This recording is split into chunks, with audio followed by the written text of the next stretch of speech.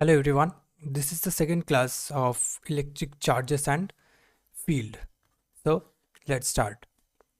So आज का पहला टॉपिक है कंजर्वेशन ऑफ चार्ज.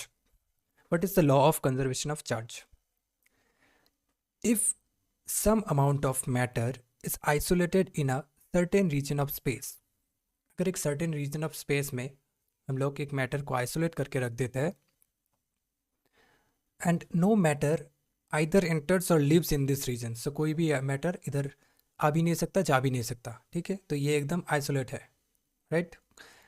तो then whatever other changes में occur in the matter inside, कुछ भी चेंज हो भी गया इस मैटर के अंदर, it's total charge will not change with time. इसका जो टोटल चार्ज रहेगा क्यू वो चेंज नहीं होगा. ठीक है, so this is the law of conservation of charge. ठीक है, सो the total charge of an isolated system remains constant. ये जो आइसोलेटेड सिस्टम है इसका जो टोटल चार्ज रहेगा वो कांस्टेंट रहेगा. Then the electric charges can neither be created nor destroyed. They can only be transferred from one body to another. So ये दो लॉ है जिसे हम law of conservation of charge कहते हैं. तो पहला क्या है, the total charge of an isolated system remains constant. ठीक है, ये क्या है, कांस्टेंट रहेगा ये जो आइसोलेटेड सिस्टम है उसका चार्ज. देन क्या है, the electric charges can neither be created. So charge create भी नहीं कर सकते nor destroyed. They can only be transferred from one body to another. सिर्फ चार्ज को हम लोग एक बॉडी से अनदर बॉडी में ट्रांसफर कर सकते हैं. So the law of conservation of charge is obeyed both in large scale and microscopic processes. जो large scale process रहेगा उसमें भी charge conserve रहेगा and microscopic जो process है उसमें भी charge conserve रहेगा. In fact, charge conservation is a global phenomenon.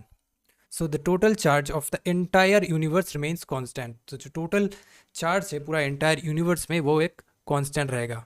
So charge को हम destroy भी नहीं कर सकते, create भी नहीं कर सकते. ठीक है, सो एग्जाम्पल्स क्या है, when a glass rod is rubbed with the silk cloth. जब हम लोग ग्लास रॉड को सिल्क क्लॉथ से रब किए थे, it develops a positive charge. उसमें क्या हुआ था, पॉजिटिव चार्ज डेवलप हुआ था. But at the same time silk cloth में क्या डेवलप हुआ, उसमें an equal negative charge develop हुआ था. Thus the net charge of the glass, अगर ग्लास रॉड का चार्ज लेंगे plus and the silk cloth is का नेगेटिव लेंगे, ठीक है, तो उसमें क्या हुआ था, पॉजिटिव चार्ज डेवलप हुआ था ग्लास रॉड में एंड सिल्क क्लॉथ में नेगेटिव चार्ज. सो टोटल अगर सम लेंगे उसका क्या आएगा, नेट चार्ज 0 आएगा. So as it was before rubbing. Next example, the rock salt ionises in aqueous solution as follows. So अगर रॉक सॉल्ट को लेंगे एक्वस सोल्यूशन में वो क्या होगा, आयनाइज Na+ होके Na+ और Cl- देगा. So as the total charge is 0 before and after the ionization, so charge is conserved, Na+ plus Cl-. so यहाँ पे भी charge conserved हो गया. next, charge is conserved during the fission of 92U235. Uranium का जो nucleus है उसमें भी चार्ज कंजर्व रहता है. कब, जब न्यूक्लियस को हम एक न्यूट्रॉन से हीट करते हैं, यहाँ पे न्यूट्रॉन से हीट किया है तो यहाँ पे क्या निकला, यूरेनियम ब्रेक होके बेरियम और क्रिप्टॉन दिया एंड 3 गो न्यूट्रॉन निकला प्लस एनर्जी निकला. सो यहाँ पे जो टोटल चार्ज बिफोर फिशन है, यहाँ पे चार्ज है क्या, 92 + 0, तो 92 and total charge after fission है 56 + 36 + 3. अगर कर 3 × 0 + 3 × 0 तो ये पार्ट 0 देगा और इसमें से क्या आएगा 2 और 5 92. So after collision and before collision it is same. So the total charge remains constant. Then electric charge is conserve during the phenomenon of pair production. So pair production एक फिनोमेनन होता है जहाँ पे इन विच गामा रे क्या होता है, वो photon materialises into a electron positron pair. Electron positron क्या है, पॉजिट्रॉन है इलेक्ट्रॉन का antiparticle which is positron. So यहाँ पे गामा रे क्या हुआ, इलेक्ट्रॉन और पॉजिट्रॉन दिया, माइनस और plus C. Similarly in annihilation of matter, an electron या positron on coming in contact destroy each other. So positron, electron और positron जब कॉन्टैक्ट में आता है तब क्या होता है, डिस्ट्रॉय हो जाता है और 2 गामा रे फोटॉन्स निकलता है और each of energy 0.51 mega electron volt. तो इतना एनर्जी निकलता है. सो ये सब क्या था, कंजर्वेशन ऑफ चार्ज. मतलब चार्ज क्रिएट भी नहीं कर सकते, डिस्ट्रॉय भी नहीं कर सकते, और एक आइसोलेटेड सिस्टम में charge is always constant. So this is the law of conservation of charge. Now electric charge versus mass का डिस्टिंक्शन क्या है? इलेक्ट्रिक चार्ज और मास का distinction. Electric charge may be positive, negative और zero, but mass is always positive. Electric charge is always quantized, that is Q equals to Na, but quantization of mass is not yet established. Charge on a body does not depend on its speed, but mass of a body increases with the speed. उसका equation है कि m equals to m naught by root over 1 minus v square by c square. ठीक है, तो mass of a body increases with its speed. Speed अगर ज़्यादा होगा तो मास भी उसका ज़्यादा होता है. ये हम लोग बाद में पढ़ेंगे, ये स्पेशल थ्योरी ऑफ रिलेटिविटी में होता है. The charge is strictly conserved. Mass is not conserved by itself, as some of the mass may get changed into energy or vice versa. ठीक है, mass is not conserved by itself, but mass क्या होता है, energy में भी convert हो सकता है. So electrostatic forces between two charges may be attractive or repulsive. ठीक है, electrostatic force between two charge में अगर इलेक्ट्रोस्टैटिक फोर्स क्या होता है, अट्रैक्टिव भी हो सकता है, रिपल्सिव भी हो सकता है. लेकिन gravitational forces between two masses are always attractive. Gravitational force जो होता है between masses, they are always in attractive in nature. Next, electrostatic forces between different charges may cancel out. Gravitational forces between different bodies never cancel out. A charged body always possesses some mass. Charged body में क्या रहेगा, mass रहेगा ही रहेगा. A body possessing mass may not have any net charge, right? ये रहा. How does the speed of an electrically charged particle affect its mass and charge? The effect of speed on mass and electric charge. According to the special theory of relativity, जो mass है of an object increases with its speed in accordance with the relation. ये जो relation है m equals to m0 by root over 1 minus v square by c square. Velocity जितना बढ़ेगा mass भी उतना बढ़ेगा according to special theory of relativity. So m0 क्या है, ये rest mass of the body and c is the speed of light, and m হচ্ছে mass of the body when moving with speed v. Now as v is very less, v is less than c, therefore m is greater than m naught यहाँ पे. Now in contrast to mass, the charge on a body remains constant, does not change as the speed of the body changes. So charge क्या होता है, speed के साथ change नहीं होता, तो charge on a body remains constant. So charge speed के साथ change नहीं होता, but mass होता है. Now Coulomb's law of electric force. What is Coulomb's law?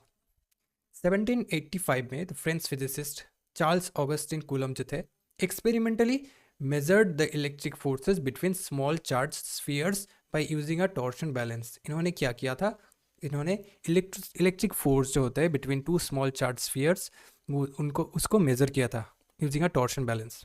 Then he formulated his observations in the form of Coulomb's law. उसके बाद वो observation को कूलम्स लॉ के नाम से फॉर्मुलेट किए थे, which is electrical analog of Newton's law of universal gravitational in mechanics. जो gravitational law है न्यूटन का, उसी का एक एनालॉग है, एनालॉग वर्जन है, वो है Coulomb's law in electric charges. ठीक है, तो कूलम्स लॉ क्या कहता है? Coulomb's law states that the force of attraction और repulsion between two stationary point charges. क्या है, टू स्टेशनरी पॉइंट चार्ज है, तो फोर्स ऑफ अट्रैक्शन और रिपल्शन जो है that is directly proportional, that is क्या बोल रहे हैं, directly proportional, that is directly proportional to the product of the magnitudes of the two charges. तो उसका जो प्रोडक्ट है, हाँ, F is directly proportional to the product of the magnitude of two charges. अगर टू चार्जेस Q1 और Q2 है, उसका product के साथ डायरेक्टली रिलेटेड है.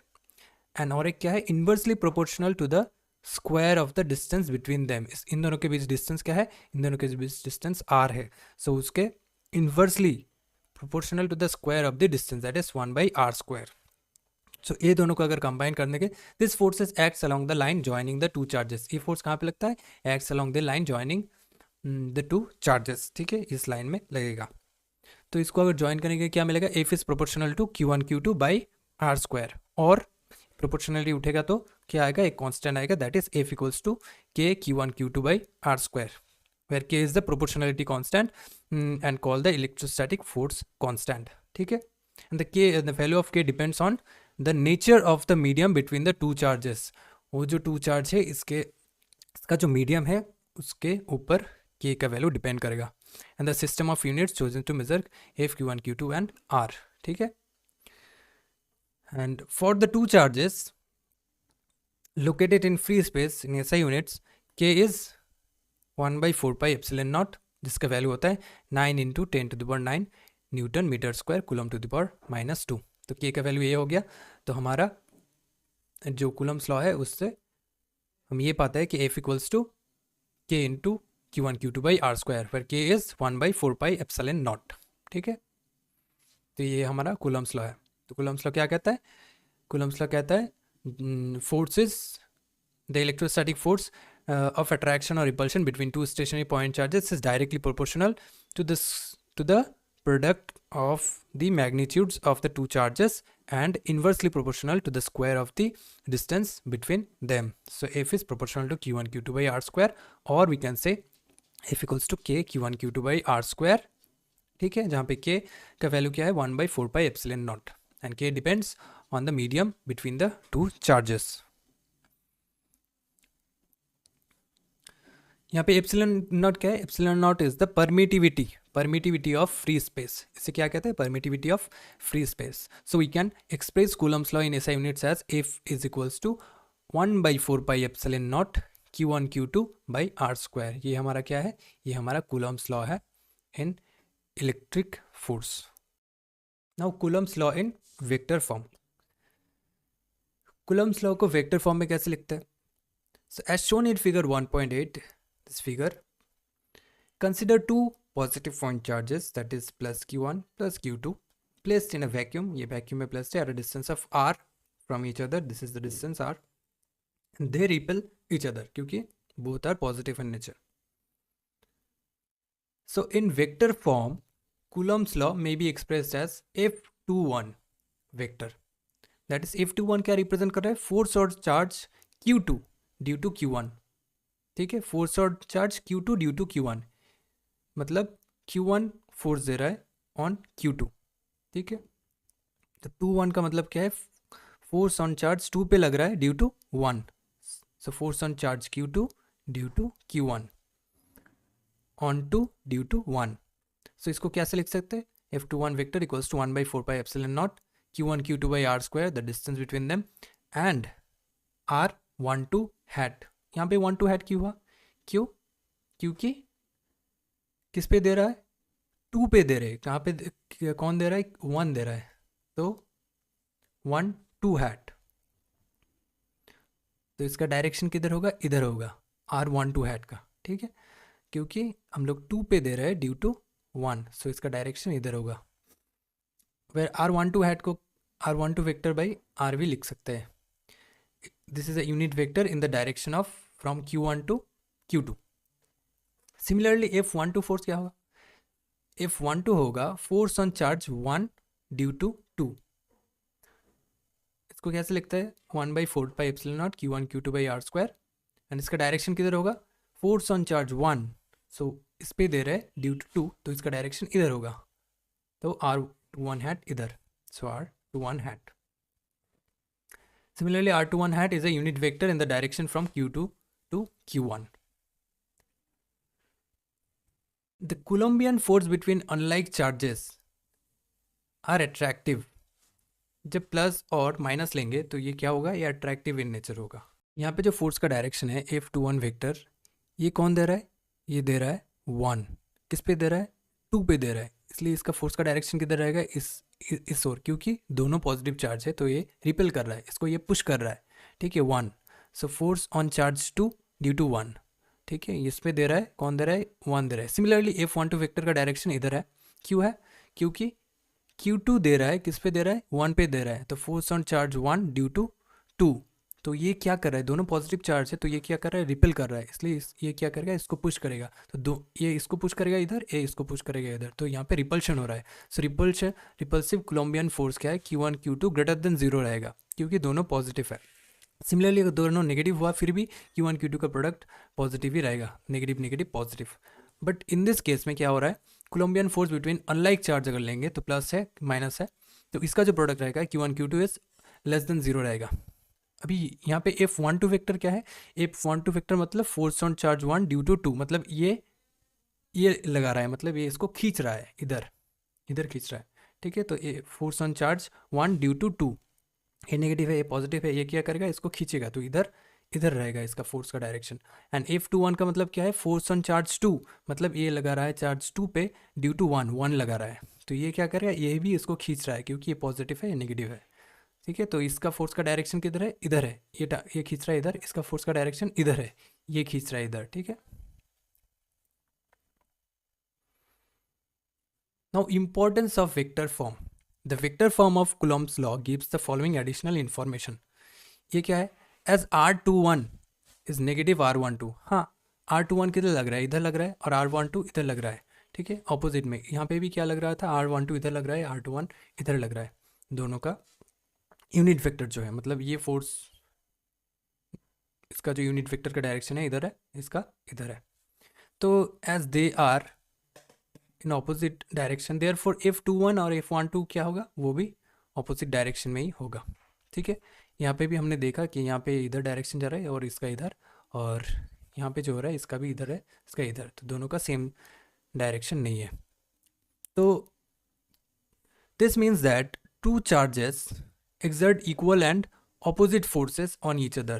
ये जो दो चार्ज है ये क्या कर रहा है, दोनों ही इक्वल फोर्स exert कर रहा है on each other but in opposite direction. ठीक है, so Coulombian forces obey Newton's third law of motion. Third law of motion क्या कहता है, every action has an equal and opposite reaction. तो यहाँ पे भी क्या हो रहा है, यहाँ पे भी दोनों चार्ज क्या कर रहा है, they are exerting equal and opposite forces on each other, that is F21 is equals to minus F12 vector। ठीक है, now as the Coulombian force act along F12 or F21, that is along the line joining the centers of two charges, so they are central forces। यहाँ पे क्या कर रहा है, यहाँ पे force along the line between them, यहाँ पे ही काम कर रहा है, नॉट ना कि यहाँ से काम नहीं कर रहा है। ठीक है, तो यहाँ पे ही काम कर रहा है, तो इसको क्या कहते हैं हम लोग, सेंट्रल फोर्सेस कहते हैं, क्योंकि the force is acting along the line joining the centers of two charges, that's why this is called the central force। so electrostatic force of attraction or repulsion is a central force in nature। ठीक है, now range of Coulombian force। Coulombian force का range कितना होता है, Coulombian forces act over an enormous range of separations from nuclear dimensions, that is R equals to 10 to the power minus 15 meter, 10 to the power minus 15 meter to a microscopic distance of as large as 10 to the power 18 meter। so Coulombian force का range बहुत बड़ा होता है, from the nuclear dimension, that is R equals to 10 to the power minus 15 meter to macroscopic distance along 10 to the power 18 meter। so inverse Coulomb law is valid over this range of separation to a higher degree of accuracy। now what are the limitations of Coulomb's law? Coulomb's law is not applicable in all situations। Coulomb's law her situation में apply नहीं कर सकते। It is valid only under the following conditions। कब हो सकता है, the electric charges must be at rest। this is only applied for the charge is at rest। charge at rest में रहेगा तभी। the electric charges must be of point charges। electric charge को point charge होना पड़ेगा। that is the extension of charges must be much smaller than the separation between the charges। Separation between the charges से उसका जो extension of charge रहेगा उसको बहुत छोटा होना पड़ेगा। The separation between the charges must be greater than the nuclear size. Nuclear size मतलब ये जो होता है ये न्यूक्लियर रेडियस का साइज होता है। तो बोल रहा है कि सेपरेशन बिटवीन द चार्जेस के बीच में जो सेपरेशन रहेगा उसका separation 10 to the power minus 15 से ज़्यादा होना चाहिए। Because for distances less than 10 to the power minus 15 metre, that is because nuclear size का मतलब रेडियस का अगर लेस डिस्टेंस ले लेंगे तो वहाँ पे क्या होता है, the strong nuclear force dominates over the electrostatic force. जो स्ट्रॉन्ग न्यूक्लियर फोर्स होता है वो डोमिनेट कर जाता है इलेक्ट्रोस्टैटिक फोर्स के ऊपर। सो मतलब न्यूक्लियस का जो रेडियस है उसका अंदर में स्ट्रॉन्ग न्यूक्लियर फोर्स काम करता है, इलेक्ट्रोस्टैटिक फोर्स काम नहीं करता है। ठीक है, डाइलेक्ट्रिक कांस्टेंट और relative permittivity. What is permittivity? When two charges are placed in a medium other than air, the force between them is greatly affected। सब दो चार्ज को जब हम लोग मीडियम में प्लेस करते हैं other than air, the force between them is greatly affected. ठीक है, तो परमिटिविटी क्या है? Permittivity is a property of the medium which determines the electric force between two charges situated in that medium. तो permittivity क्या है? एक property है ऑफ दैट मीडियम जो डिटरमाइन करता है कि electric force between two charges क्या होगा। ठीक है. So for example, the force between two charges located some distance apart in water is about 1/18th of the forces between them when they are separated by same distance in air. मतलब air में अगर रखेंगे और water में अगर रहेंगे तो 1/80th हो जाएगा उसका फोर्स. ठीक है, मतलब उसमें घट जाएगा. The force between two charges located at some distance in water is about 1/80th of the force between them when they are separated by same distance in air. ठीक है, तो this is because the absolute permittivity of water is about 80 times greater than the absolute permittivity of air or free space. ठीक है, so permittivity क्या है? ये है medium का प्रॉपर्टी है जो डिटरमाइन करता है कि electric force between two charges क्या होगा in that medium. And dielectric constant और रिलेटिव परमिटिविटी क्या है? According to the Coulomb's law, the force between two charges Q1 and Q2 placed in vacuum at distance r from each other is given by F vacuum, that is 1/4 pi epsilon naught Q1 Q2 by r square. When the two charges are placed same distance apart in any medium other than vacuum, तो ये दूसरा medium का हो गया 1/4 pi epsilon लिख दिया. ठीक है, epsilon naught is for vacuum or air and this is for another medium Q1 Q2 by r square. And this quantity epsilon is called absolute permittivity. This is known as absolute permittivity or just permittivity भी कह सकते हैं of this intervening medium. Now dividing this two, we will get F vacuum by F mid. We will cancel out this and this, Q1 Q2 all cancel out, but only epsilon naught and epsilon remains, so it will be epsilon will go up numerator and this is in denominator. So F vacuum by F medium is epsilon by epsilon naught. तो ये क्या दे रहा है? This epsilon by epsilon naught जो ratio है of the permittivity, epsilon of the medium to the permittivity epsilon naught of free space is called relative permittivity, that is epsilon r, और dielectric constant that is kappa. इसको क्या कहते हैं? Kappa. ठीक है, के के जैसा दिखता है. So this is known as epsilon r, that is relative permittivity और dielectric constant which is epsilon by epsilon naught. और वो क्या देता है? F vacuum by F medium का अगर रेशियो लेंगे फोर्स का, वो हमारा डायइलेक्ट्रिक कांस्टेंट देगा. ठीक है, so one can define dielectric constant in terms of forces between charges as follows. The dielectric constant or relative permittivity of a medium may be defined as the ratio of the force between two charges placed some distance apart in free space to the force between the same two charges when they are placed at the same distance apart in the given medium. मतलब F vacuum by F medium. Force vacuum में लिया divided by force medium में लिया, तो जो मिलेगा वो क्या है? हमारा डायइलेक्ट्रिक कांस्टेंट.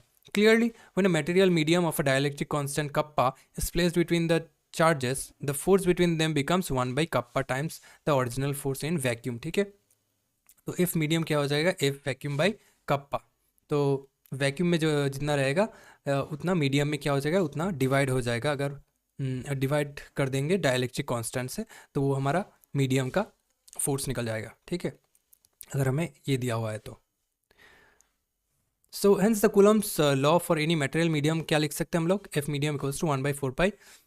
हमारा क्या मिला था? Kappa is equals to epsilon by epsilon not. So let's replace epsilon by epsilon not के kappa. So 1/4 pi epsilon not, epsilon 4 pi epsilon not kappa Q1 Q2 by r square, where kappa is the dielectric constant or relative permittivity of that medium. So kappa is 1 for vacuum and kappa for air is 1.0054.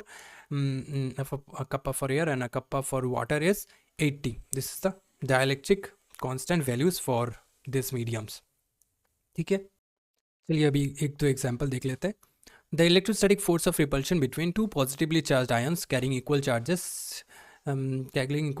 is this. So ये क्या है? Electrostatic force when they are separated by a distance of 5 angstrom.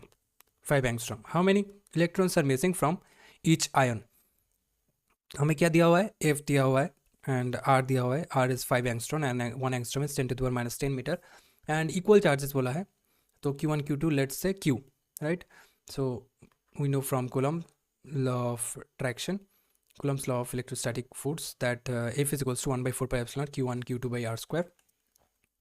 तो इसमें हमारा F बैठा दिया and 1/4 pi epsilon का value है 9 × 10⁻⁹ एंड दोनों चार्ज सेम है. सो Q × Q divided by R कर दिया, तो R का होल स्क्वायर. तो इसको अगर कैलकुलेशन करेंगे तो Q स्क्वायर आ जाएगा इतना एंड Q आ जाएगा इतना. So number of electrons missing from each ion is, this is the total charge, right? This is the total charge and we know that Q equals to Ne.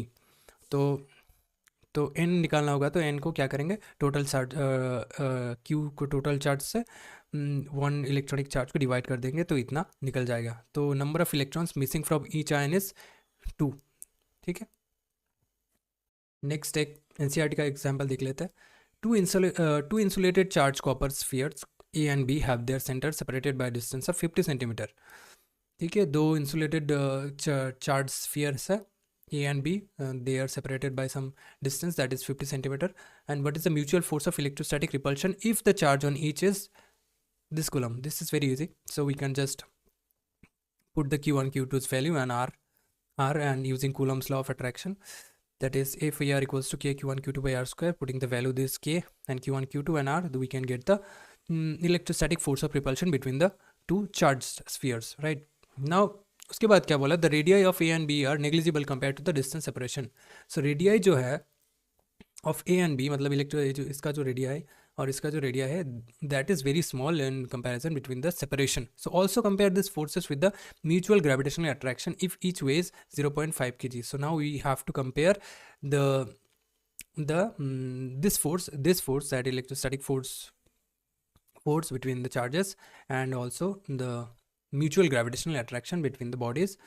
So now the mutual gravitational attraction is Fg equals to g m1 m2 by r square. This is the gravitational force of attraction. Now if we put the value of g, that is the universal gravitational constant, which is 6.67 into 10 to the power minus 11, and m1 m2 is given, that is 0.5 kg. And so if we put this, and the distance between the separation distances 0.5, we get 0.5 meter. So if we calculate this, we will get 6.67 into 10 to the power minus 11 Newton, and here we got 10 to the power minus 2 Newton. So this is much stronger, 10 to the power minus 2, and this is 10 to the power minus 11. So clearly, if G, that is the gravitational force of attraction, is very very less than if air, that is the force of Coulomb's law of electrostatic force here. So this is very much strong than the gravitational force. Next, what is the force of repulsion if each sphere is charged double the above amount? अगर charge को double कर दिए and the distance between them is half, distance को half कर दिया अभी और charge को डबल कर दिया, ठीक है, तभी कितना फोर्स होगा? Now when charge on each sphere is doubled, charge is doubled and the distance between them is halved, so then F dash here निकालेंगे तो क्या होगा, K रहेगा, चार्ज को डबल कर दिया, that is 2Q1 2Q2, and radius को half कर दिया, R by 2. Now after evaluating this, we will get 16K Q1 Q2 by R square, putting the value of K and Q1 Q2 by R square, we will get 0.24 Newton. So this is the force after being doing this. ठीक है, the next question part क्या है? The two spheres are placed in water. तो water का dielectric constant क्या है, 80. अभी हम लोग एक मीडियम में प्लेस कर दिया, क्या मीडियम है, वाटर, तो उसका हम लोग डायलेक्ट्रिक कांस्टेंट पता है 80. So we can find the value of force in the water. Now the force of between two charges placed in a medium of dielectric constant kappa is given by, we know that 1 by 4 pi epsilon naught 1 by kappa, and we know that epsilon by epsilon naught, kappa is the dielectric constant, so we will get, so kappa is our 80. So after putting this, so we know that if water is F air by kappa, so dividing by 80 we will get this much force. तो ये क्या हो गया, ये हमारा water का, in the medium of water we get the force between the two charges. So आज के लिए इतना ही, मिलते हैं नेक्स्ट वीडियो पे.